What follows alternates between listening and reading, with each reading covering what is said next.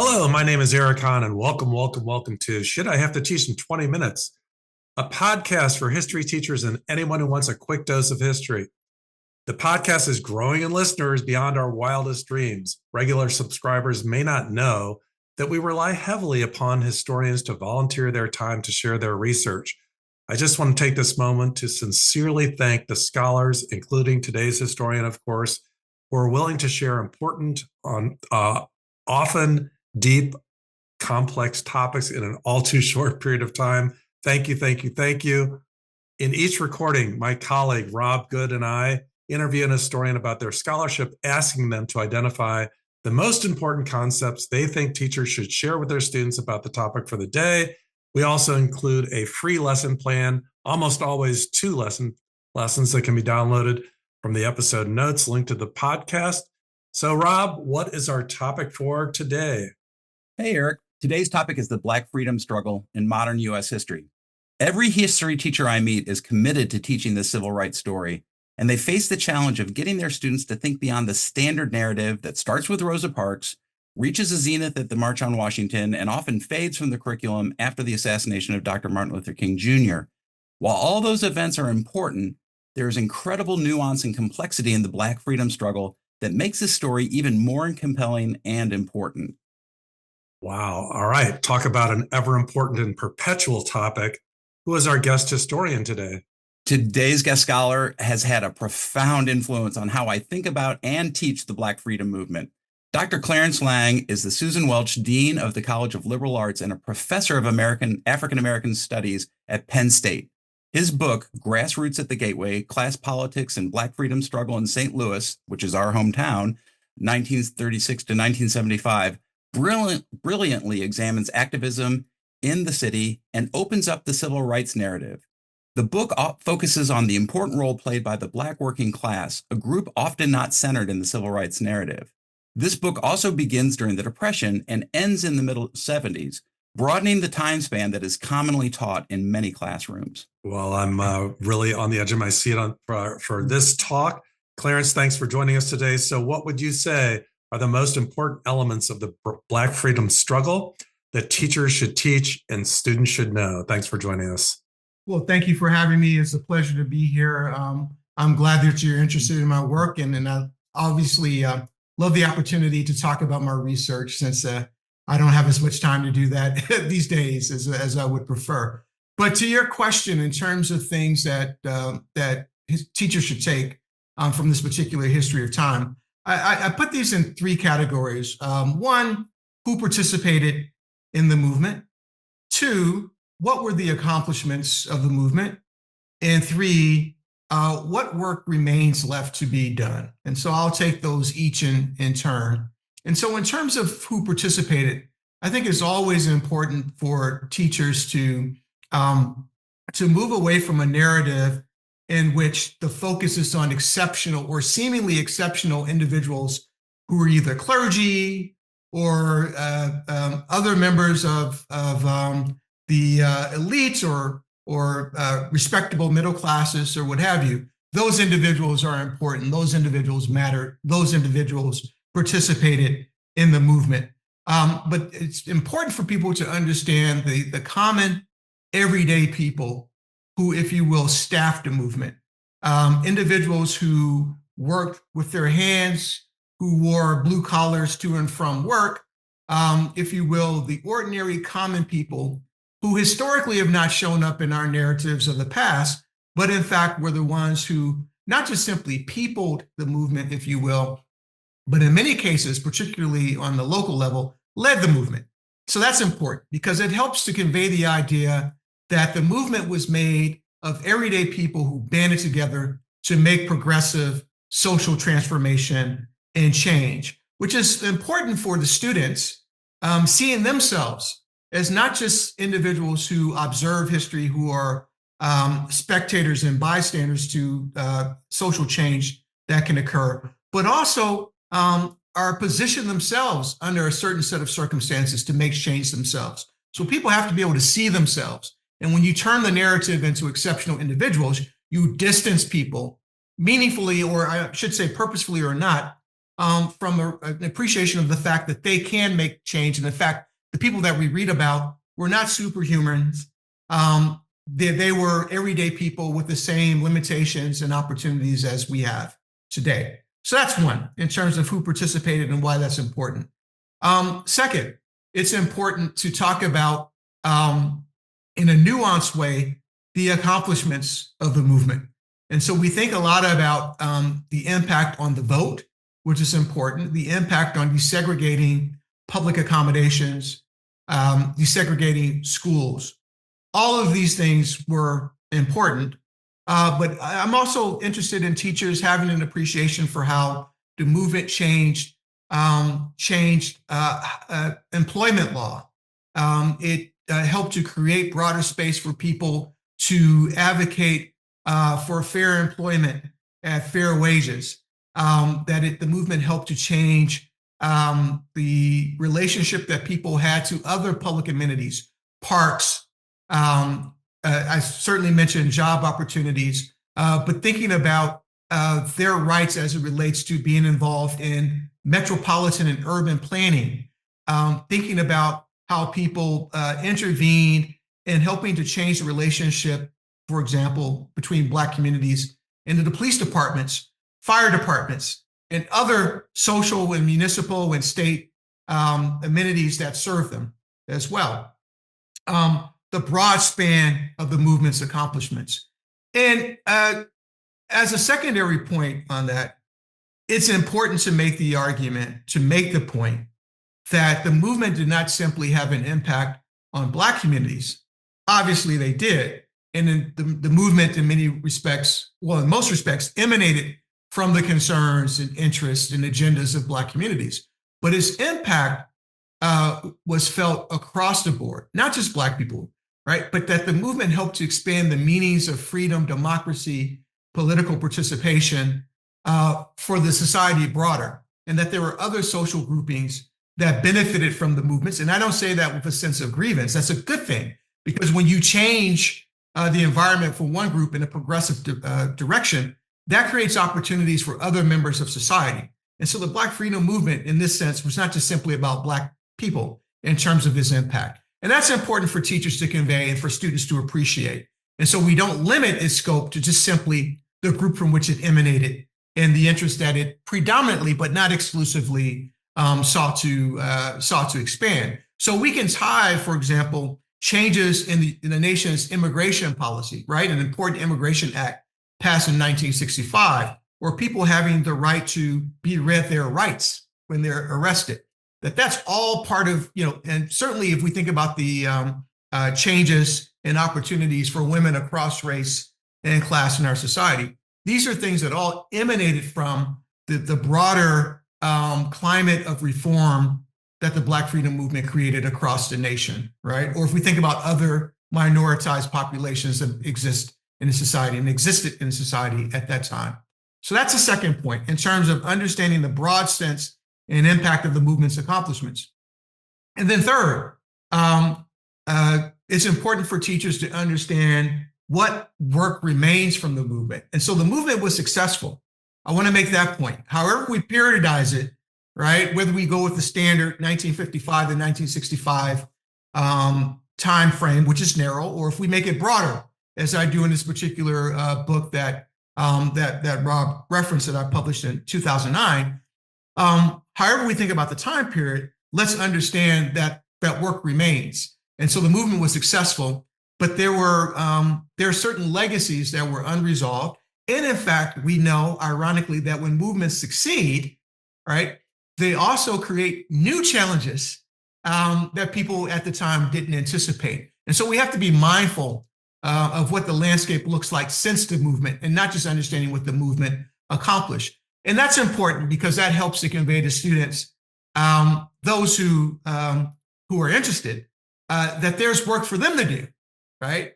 That we don't close the book with the Civil Rights Movement or the Black Freedom Movement, for example, with the 1964 Civil Rights Act or the 1965 Voting Rights Act or the 1968 Fair Housing Act, but that there were struggles that have continued since, and that people who have a mind and the will and the capacity to do it that there's work for them to pick up today.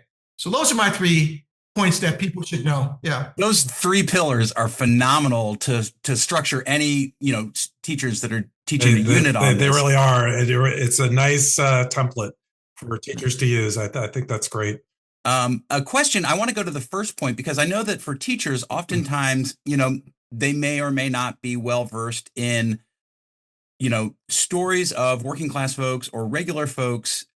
Do you have any recommendation for people or individuals that teachers might be able to bring into their narrative to explore beyond sort of the clergy and the respectable middle class that oftentimes dominates? So this is what comes immediately to me, and I hope that this would be helpful. I mean, I would, and the point becomes understanding that the movement was local, that these were not major national events, but that they had local implications.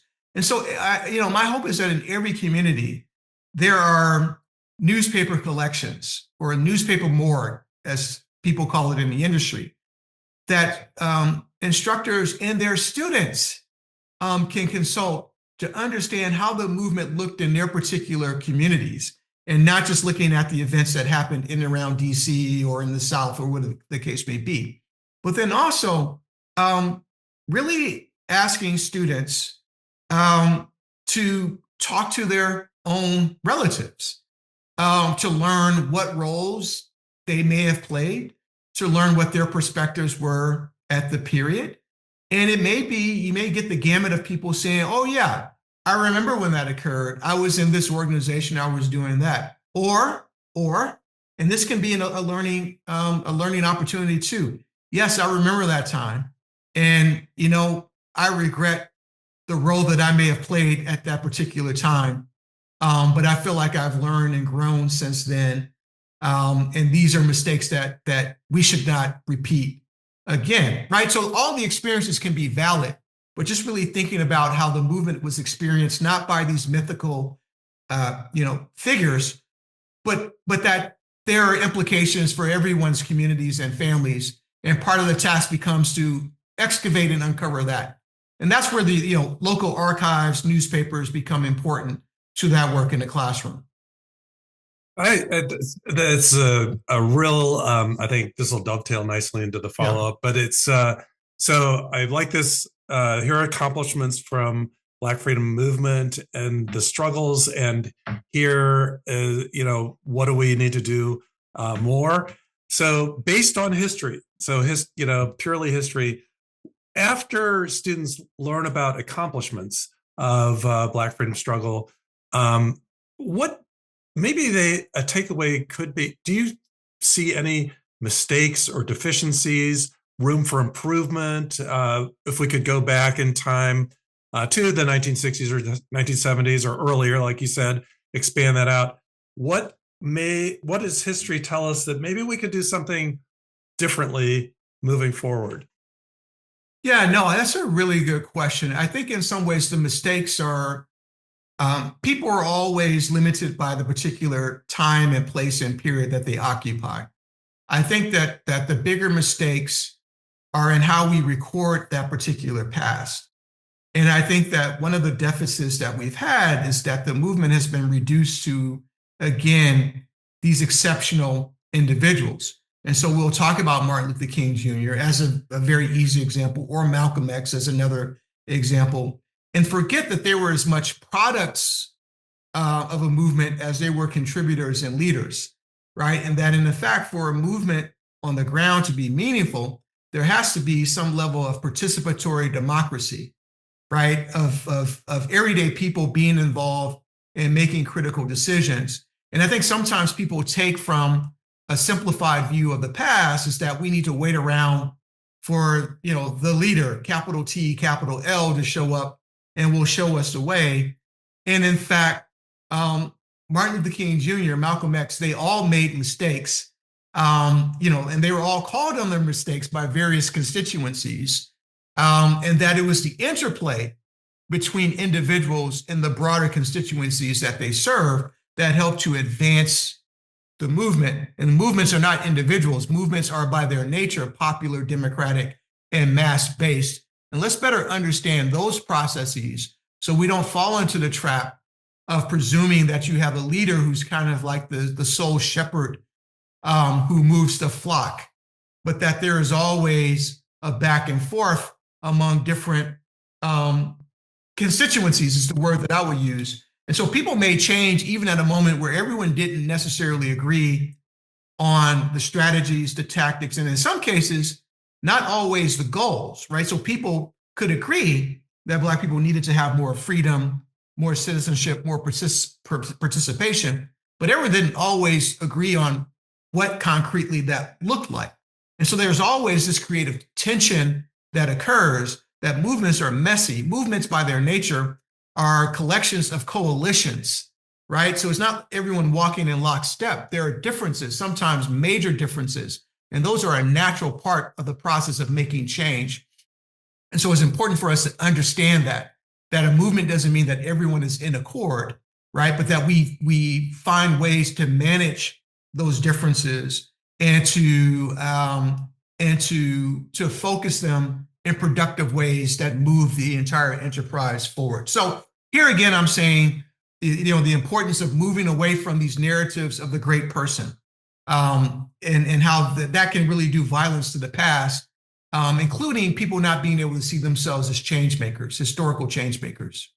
Well, and so as a last question, because I really want to ask this question around fighting back against that narrative. So I said your book really influenced how I taught the class. And obviously I'm in St. Louis. So those stories of T.B. McNeil or Ivory Perry, I was able to bring those to students. But in trying to bring the movement to the movement, right? When I would give an assessment, oftentimes what I got back was the standard narrative, that the durability and power of the narrative that of the great leader, the Dr. King, even Eric knows this because his daughter was a student in my class, and she wanted to do an interview because I had him interview somebody, and she was going to do Rosa Parks. I'm like, maybe look at Joanne Robinson. She's like, no, I want to do Rosa Parks. Sorry, Emily. She's listening, I know. But but the power of that narrative, in your experience, what has helped both as a professor and as a dean, shifting those narratives? Have you been able to get some success in changing how people view those things? Well, so I think as a dean, I'll go backwards. As a dean, my role becomes thinking about how to support people, for example, in building archives, right? So there's a lot of work that's occurring these days in creating digital archives that are more readily accessible to broader numbers of people to better understand the past. So I'm not doing that digitization in my own self, but my role becomes helping to assist and support people with resources and other things to do that work. As a scholar and educator myself, which the education part, I'm an educator, but I teach very, very little. So that's not an active part of what I do. But I do think that it's important to, and I'm trained as an historian, and so I will speak from that particular bias of getting people acquainted with archives. And if those archives don't exist, then empowering people, students, to think about how they can play a role in helping to source archives that may not exist. I think that becomes really important to break that up because, and listen, the reason why we have these individually focused narratives is because it's easier to do it that way, right? That people are looking for the story. What's the narrative? And you can hang that on an individual, and we follow characters like we do in the story. So it's understandable. It's not always a result of people acting in bad faith. It's an easy way to do it, but that's not really how history has occurred or does occur, right? That we have to think about, the individual as part of something bigger than themselves that predates them and that continues well after their careers, right? And even if we focus on individuals, we have to open that up. So you mentioned Rosa Parks. Well, yes, we spend a lot of time on Rosa Parks, and the narrative that we have about Rosa Parks just as an individual is itself very narrow, right? We just think of her as a woman who was just tired one day and refused to give up her seat on the bus, when in fact, this was someone who had a long career of activism, right? And of course, that particular aspect of her identity was suppressed, right? To sort of turn her into a damsel in distress as a way of mobilizing the movement against this innocent, helpless, defenseless woman who was not defenseless, who was not helpless, who was very much an activist and committed to change for her community as well. And so we have to disrupt all of that, understand people in their full complexity, but also understand individuals as part of something much larger than themselves at the same time. The archives remain really important to that, consulting them, and when they don't exist, creating them. Thank you for that advice. And thank you for joining us today. So, My pleasure. Yeah. Yes. Thank you, Clarence, so much. We could talk to you for another hour, actually. Yeah. Remember, you can download your free lesson from the link provided in the episode notes. Be sure to stay tuned after this brief song to hear a description of those lessons. Oh no, the clock is ticking, 20 minutes, time is spinning, pulling facts from thin air, hope they think I came prepared. As I mentioned at the beginning of the episode, Clarence Lang was a significant influence on how I teach the Black freedom movement, particularly his emphasis on regular people and local activists, and it was a treat to get to interview him. The lesson I wrote is an updated version of one of the most successful lessons I taught in my U.S. history class. It's called Putting the Movement Back in the Movement. The lesson begins with writing the standard narrative of Rosa Parks in front of the class. Then, in small groups, students read short essays about others involved in the Montgomery movement, including Claudette Colvin, Edie Nixon, Virginia Drewer, and my favorite figure in the modern civil rights movement, Joanne Robinson. Students then come to the front of the room and add additions to the standard narrative. The lesson is a good way to open up the most commonly known but least understood events in the civil rights history, and it highlights both the complexity of the movement and the role of regular people. That's a great lesson, Rob. And listeners, I don't like to give Rob much credit ever. He likes to make me beholden to him academically. But as we were discussing a lesson for the modern civil rights movement, he did remind me that while teachers and students learn much about Birmingham, little is covered about the Albany movement, an important piece of progression for how civil rights played out in Georgia. The mistakes of Albany were addressed at Birmingham. So for the lesson, students watch about 17 minutes or so of harrowing footage in Eyes on the Prize, focused on the Albany movement to become familiar with personalities and tactics of civil rights leaders. After taking some notes, students will put themselves in the position of an activist to make recommendations in the form of written response to improve any accomplishments that were made during the Albany movement. Fantastic lesson. And I want to say, I always give credit to Eric for his tremendous pedagogical skill. He does not. He's never beholden to me. All right. Well, anyway, thank you for listening. And remember, you can download the free lessons from the link provided in the episode notes. And please be sure to follow us wherever you get your podcasts and on Instagram and YouTube. Eric will tell you how. You can reach us for any feedback, questions, or suggestions you might have about the conversations or lessons at history@gmail.com. History in 20 is all spelled out. It's one word. We'd love to hear from you. Thank you for joining us today.